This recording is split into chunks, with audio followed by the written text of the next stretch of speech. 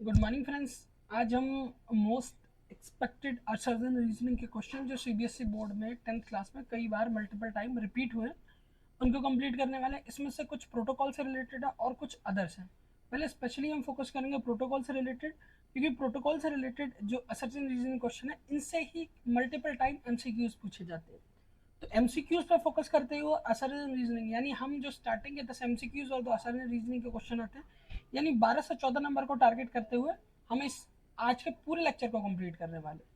ठीक है, अगर आप काफी अच्छा स्कोर करने वाले हैं सीबीएसई बोर्ड में तो आप पूरे ट्यूटोरियल को कंप्लीटली देख सकते हैं। और साथ ही अगर आप चाहते हैं कि आपको कंप्यूटर एप्लीकेशन 10th क्लास के special specified notes with with subject to CBSE यानी 10th क्लास की प्रिपरेशन के लिए आपको आपका नोट चाहिए, तो आप मेरे चैनल के डिस्क्रिप्शन बॉक्स में जा सकते हैं। वहाँ आपको ओनली 49 रुपीज़ में आपको नोट्स कंप्लीटली मिल जाएंगे, जिसमें हमारे 3 से 4 साल के प्रीवियस ईयर क्वेश्चन उसका कंप्लीट सोल्यूशन मिलेगा। ठीक है, साथ ही और आपको कंप्लीटली नोट्स मिल जाएंगे जिसमें एचटीएमएल इंक्लूड होगा, क्योंकि सबसे ज्यादा जो पार्ट होता है 10th क्लास में सीबीएसई बोर्ड में एचटीएमएल सबसे ज्यादा आता है। 30 से 35 मार्क्स तक का कभी कभी एचटीएमएल को मेंशन किया जाता है।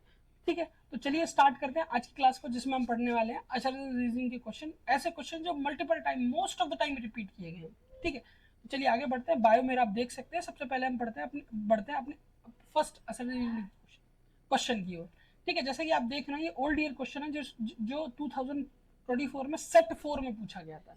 ठीक है, अब एक बार क्वेश्चन को कंप्लीटली पढ़ते हैं उसके बाद आगे बढ़ते हैं। लिखा है when you are enter a query into a search engine, it retrieve the it retrieves and present list of web pages, document, image, videos and other types of content that are related to your search. अब इसका reason, the goal of information retrieval is effectively and efficiently find the present information match the user's search criteria. देखिए, हमने search engine के बारे में completely पढ़ा है, search engine क्या होता है, किस तरीके से फंक्शन करता है। अगर आपको नहीं समझ में आया तो मेरे चैनल के डिस्क्रिप्शन बॉक्स में उसका लिंक मिल जाएगा, तो आप इजीली वहां से देख सकते हैं। अगर हम इन दोनों चीज़ों को पढ़ेंगे तो सर्च इंजन का मेन उद्देश्य क्या होता है, मेन ऑब्जेक्टिव क्या होता है, हम जिस पर्टिकुलर चीज़ को वहाँ सर्च कर रहे हैं, सर्च करने के साथ साथ हमें जो कंटेंट मिले, चाहे उस कंटेंट में वेब पेजेस में include document, image, videos, text type हो, वो सारा कैसा हो, रिलेवेंट हो हमसे, क्योंकि हमने जो जिस क्राइटेरिया के अकॉर्डिंग सर्च किया, अगर वही क्राइटेरिया का कंटेंट हमें नहीं मिलता है तो सर्च इंजन किस टाइप का। इसीलिए सर्च इंजन का जो मेन गोल होता है, लिखा है the goal of information retrieval is effectively and efficiently find out the present information match user search criteria. तो यहाँ अगर इसके सोल्यूशन की बात करें तो ए और बी दोनों ही क्वेश्चन ऑलमोस्ट हमारे आई थिंक करेक्टली सही है, और एक्सप्लेनेशन भी करेक्ट है, क्योंकि सर्च इंजन का काम ही यही होता है। ठीक है, तो इसका आंसर ये है, आप इजीली नोट डाउन कर सकते हैं क्योंकि दोनों क्वेश्चन कंप्लीटली सही है। बढ़ते हम अगले क्वेश्चन की ओर, जहाँ लिखा है the session layer is responsible for end to end error recovery and flow control.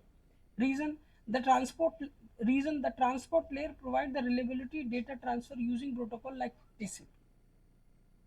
ठीक है, इसको देखिए, साथ ही मैंने इसके सोल्यूशन भी मेंशन कर रखा है, वो आप देख सकते हैं। देखिए असल में the session layer manage the session, हमने इसको सेशन लेयर को कंप्लीटली पढ़ा भी है। तो सेशन लेयर का जो काम होता है वो सेशन को मैनेज करने का काम होता है, एरर कंट्रोल का काम नहीं होता है। तो हमारा असर्जन कंप्लीटली गलत है। बात की जाए रीजन की, रीजन ट्रू है क्योंकि the transport layer provide the reliability data transfer using protocol like TCP. Reliable data transfer provide कराती है, क्योंकि स्टार्टिंग में अगर आपने मेरे कंप्लीटली लेक्चर को देखा हो तो वहां हमने पढ़ा था कनेक्शन लेस और कनेक्शन ओरिएंटेड प्रोटोकॉल।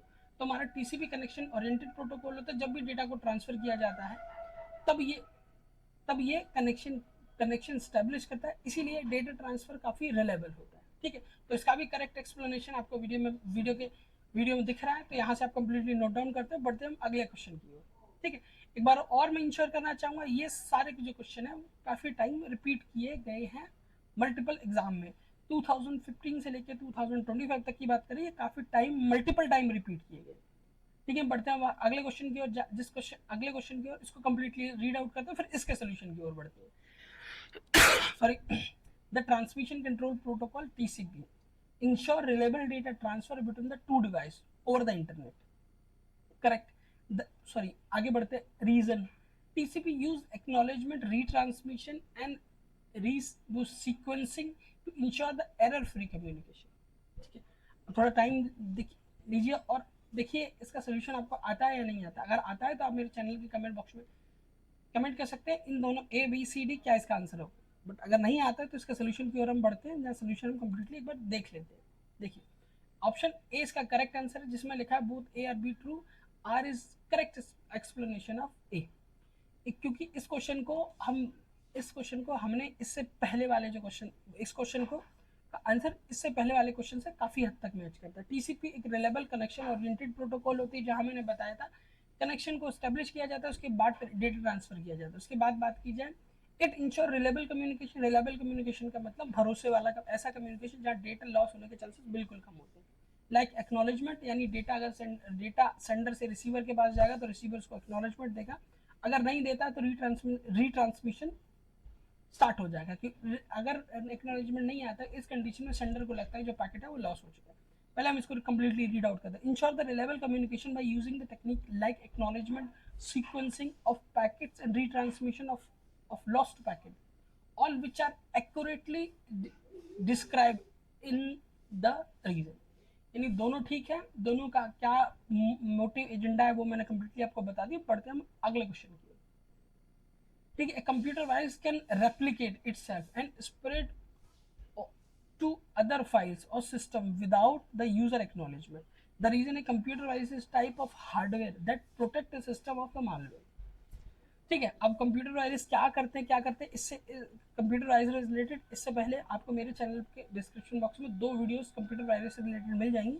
दोनों के लिंक मैं आपको प्रोवाइड करा दूंगा, जहां आपको ये समझ में आ जाएगा कंप्यूटर वायरस क्या प्रॉब्लम है, क्या किस तरीके से काम करता है और हार्डवेयर को प्रोटेक्ट करता है क्या करता है। बढ़ते हैं इसके सोल्यूशन की ओर।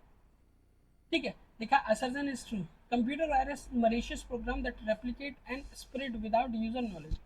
जितने भी कंप्यूटर वायरस हैं उसमें most of the computer virus ऐसे होते हैं जो मलिशियस प्रोग्राम्स होते हैं। ठीक है, और वो खुद को रेप्लिकेट करते हैं। रेप्लिकेट का मतलब 1 से 2, 2 से 4, 6 से और स्प्रेड करते हैं, मतलब एक कंप्यूटर से दूसरे कंप्यूटर तक जस्ट लाइक वो आपको फैलाना, खुद को फैलाना स्टार्ट करते हैं, और जो यूजर के एक्नॉलेजमेंट नहीं होता। बात कीजिए रीजन की, reason computer virus not hardware, ये हार्डवेयर नहीं होते, ये सॉफ्टवेयर होते हैं।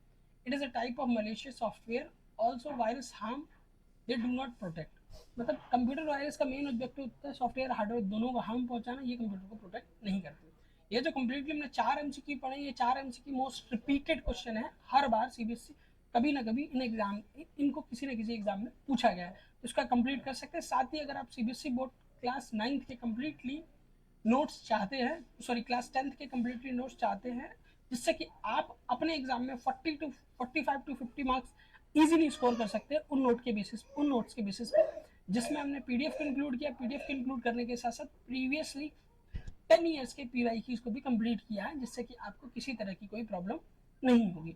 बाकी अगर वीडियो आपको अच्छा लगा हो या इन्फॉर्मेटिव लगा हो तो आप मेरे चैनल को लाइक शेयर सब्सक्राइब कर सकते हैं। ठीक है, अगर वीडियो के फीडबैक के अकॉर्डिंग आप मेरे कमेंट सेक्शन में कमेंट जरूर कीजिएगा। Thank you for watching my video, thank you.